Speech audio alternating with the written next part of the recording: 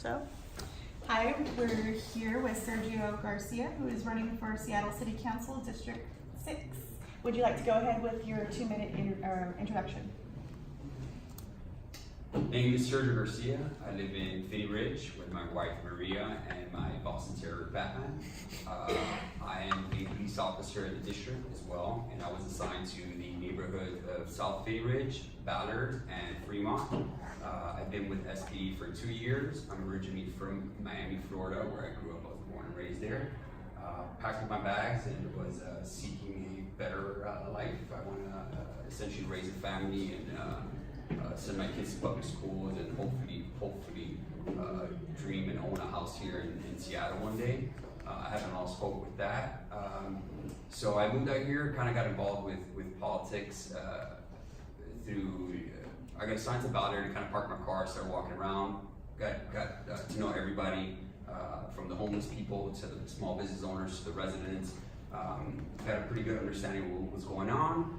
Started meeting with a lot of folks after work, dinner and a couple of drinks. Normally is how the story starts. All stories really start, and that led to a potential, running for city council. Some of the small business owners kind of paired me up with a few folks, and after a couple of meetings, I would say about 8 months ago, kind of this whole idea took off. What I intend to do here is I have a pretty interesting perspective on what's going on our streets, what's working, what's not, some ideas on how we can start addressing them. I deal with everything from traffic. I'm stuck in traffic for 9 hours a day during my shift. I deal with homeless people on a daily basis. I deal with people who live in $1 million homes. I deal with absolutely everything, so I have a pretty interesting perspective. No political background. I'm just ready to go with a ton of great ideas, and I'm motivated to make a change in the district. Great, thank you. Now, if you would like to turn over the sheet of paper there, we will Scared. get started. Right. Cannot recall who we left off on. I think it was Liz. Would you like to ask the first one? If I can have one, I will ask a pre-printed question. If elected, Sergio, what policies will you support to address the need for affordable housing and homeless services? We say homelessness services. Homelessness services. Okay, so I think, affordable housing, when I got here, I need affordable housing. I can't afford to live where I live right now, right? So I think one of the things that we need to start doing is really sitting down and figuring out these definitions of affordable housing for who, right? What does affordable housing mean? I definitely think that we are having a housing shortage in this region in Seattle. As far as changing policies for addressing homelessness services, I think the first thing we need to figure out here is the budget we're spending, give or take about $1 billion last year, and the King County count for homeless individuals in the county was 12,000 in 2018, right? So if you divide $1 billion by 12,000, that's 83,000 per homeless person. That's the average income of a Seattleite. That's what I make right now. That's a lot of money. I think it's a hard sell right now to start talking to the voters. I think that they're, as far as asking for more money, I think there's a complete trust issue with local politicians and the residents and workers and homeless people as well. I have these conversations with homeless people. I think the first thing that we would have to do is sit down and evaluate where our money's going, what's working, what's not. There's extraordinary programs out there, shelters, organizations that are doing a phenomenal job. And I think we need to focus on those to see what's working, what's not, and create the path that we want to go, that we want to take moving forward. Right? I think that it's kind of complicated when it's an extremely complex issue. I meet with the homeless people and I hear things. Well, they have bed bugs, or I've had a staph infection. I have nowhere to go with my pet. They kick me out at 5 o'clock in the morning. I have to sober up within 2 days, or they'll kick me out. It's really sitting down and creating this model of what it is that we want to go, what path we want to take when dealing with the homeless and the services that are out there provided.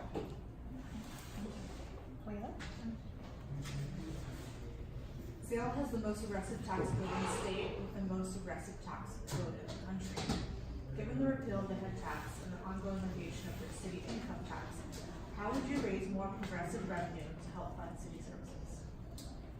Well, the first thing I think we need to do is first thing, what I like to do is do an audit of our corporate taxes, tax breaks, and that I think would spark the conversation of a more progressive tax bracket here in the state. I believe we're not 1 out of 9 states that don't have a state income tax. I think it's important. From a city decision, it's kind of hard. I can't dictate or create any initiative to create a tax, a state tax. But I think just that would start the conversation as far as where do we want to go as a state as well. Okay, thank you. Laura? Given the city's reset of the Move Seattle levy, the upcoming expiration of the city's bus funding tax, and the planning for light rail through much of our district, what will be your priorities in deciding how the city spends its transportation funds?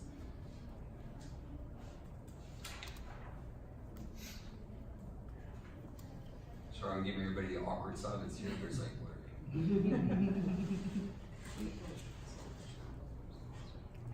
So here's the thing, right? I mean, and kind of the conversation we're having outside, transportation, public transportation is key here, right? When you talk about kind of linking the city, even when you talk about affordable housing, public transportation is the center of all this, right? You look at all successful cities, they have a functional public transit system. I think that the great thing about Seattle is that we have the will to resolve these issues. We have the funding. Really, what we need to do here, there's a ton of really smart people here already in the city, right, who have all the answers on how we can start addressing these things. I know the talks right now is if it's going to be on 14th, the light rail system, if it's going to be on 14th, 15th, 17th, or 20th. I am by no means an expert. I don't have the answer to everything. I think that it is something that I bring to the table as well. I'm normally not the smartest person in the room, and I've accepted that. I think that is a trait that I bring. I am a great listener. It's what I do for a living. I resolve issues. I show up to people's houses.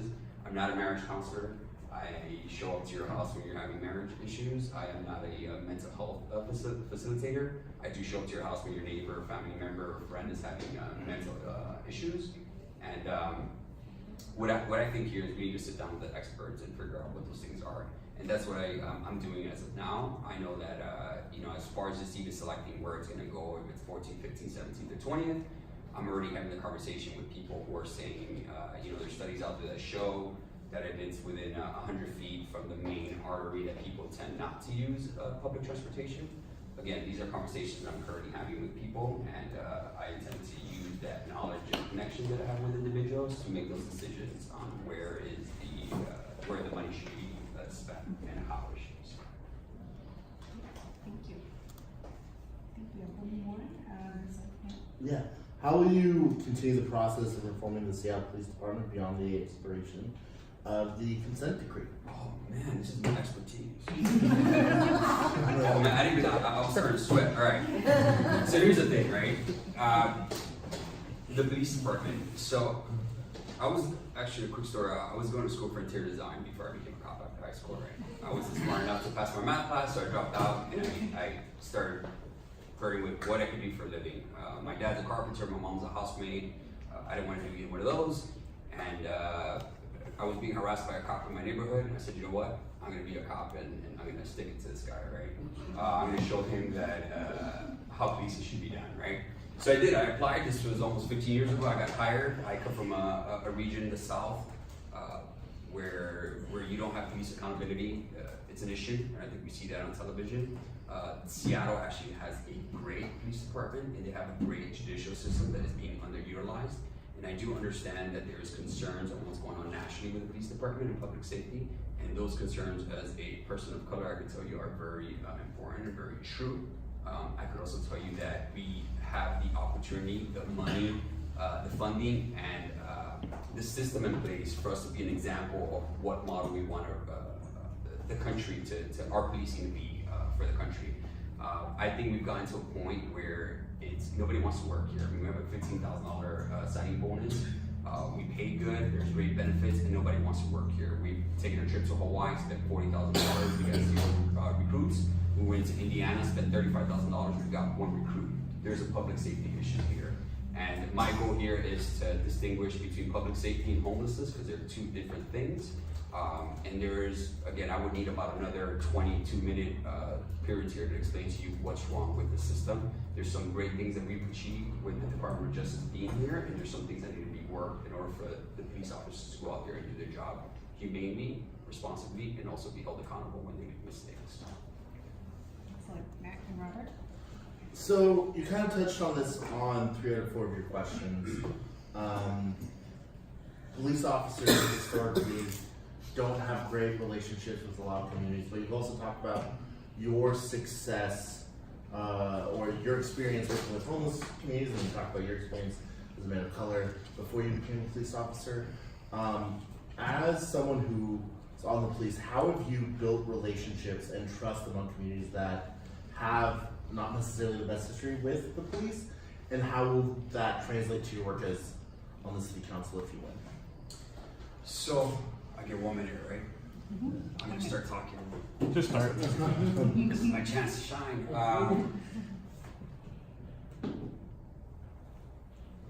So yeah, you know, if you go to Ballard and you live in North Ballard, you walk around downtown Ballard, you're gonna see my poster absolutely just about every small business there. You'll even see some of the posters on some of the people who are living in their cars. You know, there is something wrong with the logistics within the police department, how we are operating, and there is something also wrong culturally within the police culture, and that's something that's happening nationally and also here as well. There's a complete disconnect between the residents and the police culture. There's a complete disconnect of what are the expectations of the police department from the residents and vice versa. I mean, there's a misunderstanding. People don't even know, you know, how the process works, or why don't we utilize tasers? Why doesn't everybody carry their tasers? These are things that are important for you guys to know and understand that as residents, right? I park my car, I go around, I shake everybody's hand. I've gone into places and businesses when I first got hired, and I must have gone in there 20 times and said hello, and people looked at me like I was blue. And I continue to go and said hello, and now we go to happy hour after work, right? So it's something that I intend to do when I go to city hall. Thank you, Robert. So you've alluded to this to give you the opportunity to get into it, right? You said you have experience and insight to what is working in terms of how we police in the streets, whether it's homelessness or not, and what we should be doing. Here's opportunity to like delve into that. What should we do? What isn't working? What should we do? What isn't working? So what isn't working is that we have just a disciplinary procedure, right? I think it's counterproductive at this point, right? I've gotten a complaint where a simple complaint saying that I retrieved video on a simple assault, and when I got the email that it was going to be investigated, I didn't think anything of it, right? And about a month later, they sat me down and said, hey, you didn't do anything wrong, but we're going to go ahead and put negative employee notes on your file because you could have done better. So I didn't do anything wrong. My question was, I didn't do anything wrong, but I'm still being disciplined, correct? And they were like, yeah, basically. So I think that creates a lack of motivation in any group, whether police department, whether in the private sector, whatever you do for a living, it's going to be an issue, right? I think that in the name of police accountability, we've pushed that envelope a little too far, and it's going to be really hard to find an individual who could walk that fine line of holding cops accountable when they, you know, when they mess up, and also creating a system that's functional, right? You know, sometimes we sit on month's end until we're finished investigating. It's an issue in depth. Yeah. Ben? I'm gonna ask you 2 really quick questions and then one slightly longer. Can you tell me how many homeless people are living right now in King County? So the count for 2018 was 12,000, and I haven't looked at the new count that came out, I think a week ago. I haven't looked at that new number. I don't even think I had lunch today, so. Of that percentage, can you tell me, or of that number, can you tell me the percentage roughly of how many were living in King County or working in King County before they became homeless? I'm sorry? What, of that number, how many were working and living in King County before they became homeless? I don't know. Okay. What will you do in your first day in office, or your first week in office, to address this crisis? So I think the first thing that I would do is sit down and figure out, kind of what I answered, I think the first or second question, is figure out where we're spending this money, right? I think it's important for us to figure out what's working, what's not, and kind of do a breakdown of where our funds are going, create a model of what it is that we want out of this approach, right? I also think that's very important for us to start possibly looking into Long Beach, California as a hub per se, right? You know, I talked to some homeless individuals, and actually this is one of the on top of the complaints that happen with some of the organizations and shelters and services that I kind of mentioned before, one of the other issues that I hear is, well, on a rainy, cold day, I have a broken foot, I have to jump on a bus and go down south and get one service and then catch another bus and go up to North Seattle to work on my disability check, right? I think there needs to be a place where people could go and receive all the services or get paired up with all the services that they essentially need. Thank you. Thank you. Alice? What is your perspective on kind of single-family zoning and maybe re-looking at the way that we think about that in our neighborhoods? So I think MHA passed at this point, right? So I think we have to go with it and respect that it got voted in and see how that goes. I can tell you that at least in my district where I'm coming from, it seems like the popular thing is holding on to your homes, your single-family homes. What I could tell you is, as a renter and as somebody realistically that I'm going to dream for another 50 years, I'm going to own a house. I probably never will. I will be a renter possibly for the rest of my life. I do understand that there's a when there's demand, you need the supply to meet the demand, right? I think that we're so caught up with emotions, right, on every single topic, right? I mean, it's either, development or no development, and everybody, the states of emotion, people are very involved right now. I think that there's room at the table for both, right? I think that there's a place and time for development and places that are suitable for density, that have access to public transportation, that are walkable, that have all services. These are places that we need to build up, right? And build up also smart growth is something that we have to focus on as well. I also moved out here because I love those neighborhoods. Great, thank you.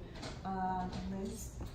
Okay, so first I need to ask whether or not you're allowed to answer questions as a candidate that, as a police officer, you are not to answer.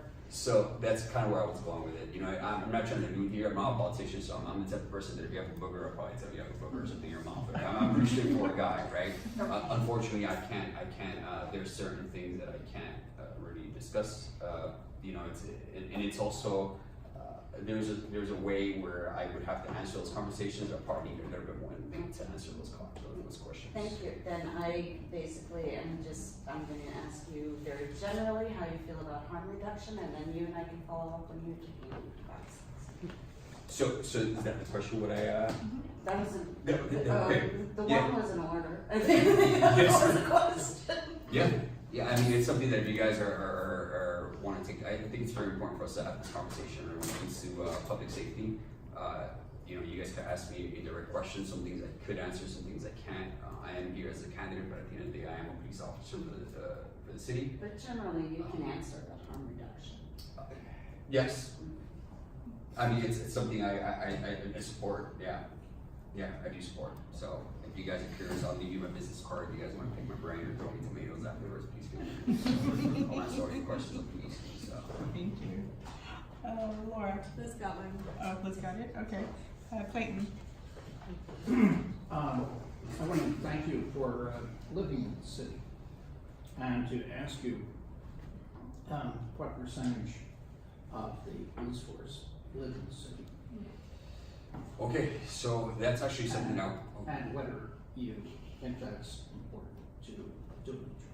Yeah, so kind of, I think their question was affordable housing, right? I think that one of the projects I want to work on, there's a ton of things I'd like to do with the public safety community. One of them is, what is affordable housing, right? I want to create affordable housing for teachers, for nurses, for firefighters, for cops.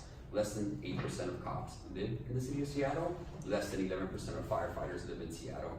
I think it's a problem, right? I mean, this is how I got involved in politics, is because I live in the neighborhood. So if I walk around and see somebody doing something they shouldn't be doing, I'm not a cop 24/7. I'm a normal person, but I do take it personal when somebody is, doing something they shouldn't be doing, because I live in the neighborhood, and essentially that's where I walk my dog. This is where I do things, right? So I think it's very important for us to live where we work. There is totally a sense of building that community in that neighborhood, and that is part of building that bridge that's missing between the police department and your community, is living there and experiencing, knowing your neighbor, people knowing you by first name basis, which is what happens in Dr. Sarah? So you talked about an audit of the corporate tax structure. Would you support increased taxes on corporations, like the head tax, or for example, something different, like an impact fee on new development in the city? So what I can tell you is, right now, I don't think I would support any tax increase right now. I think that everybody, doesn't matter if corporate, poor, rich people, it just seems like there's a mistrust with city government right now, right? I think that once we get on there, I think for me it would be an easier sell, giving the breakdown to absolutely everybody and saying, hey, this is after we've done an audit and this is where we think that we should put efforts in. I would totally be in favor of that. I think it's a matter, it would be a hard sell to ask for more money, and I think the head tax is a perfect example of that. People are frustrated with local politicians. I think that if we are able to gain, kind of like the police department, right? You have to gain your trust first. And I think if we gain that trust as local, as elected officials, I think it's something that I would absolutely sit back on the table and start, advocating for. Because obviously more services, more stuff, we need more money, right? We can't just print it, so absolutely. Great, thank you. I have a question. Can you talk a little bit about like growing up in Florida and what that was like? Oh man, growing up in Florida, it's hot. Don't go there. There's a lot of mosquitoes. It's dangerous. Great food, cheap food. It was a great experience. I mean, I think it's what made me now. I grew up in a 1-bedroom apartment with my dad, my mother. Again, my dad was a carpenter. My mom was a housemaid. I grew up with my sister in a 1-bedroom apartment, 7 turkeys, a hamster, a turtle, Fluffy, a poodle, and something else. Very humble beginnings. My dad never had a union. He retired making like $9 an hour after 30 years. So he always, my decision on top of that cop harassed me was, hey, make sure you have a union so you could have a better future than I do. I've traveled the world, I've seen a lot, and I think that it's different that I'm not a politician, I don't sound like one, but I think that's what's made me now, and I think that that's something that I'm able to sell now. It's just like, hey, I'm just your average person who's experienced a lot of things that we're fighting for here in Seattle, right? Great, thank you. And I think we are going into a 30-second wrap up, whatever you want to say. Oh, okay. Hey, I think I'm a pretty unique candidate when it comes to the lack of experience, political experience, and the experience that I bring to the table as well. By no means am I ashamed to say, well, I don't have all the political connections or I don't have all the political knowledge. Like I said earlier, I've realized that I'm not always the smartest person in the room. I'm a great listener. I bring a great ton of energy, and definitely I've caught a lot of the attention of a lot of people in my district. I think this is a great opportunity for us to kind of revamp on what the traditional politics look like here in Seattle. Great, thank you.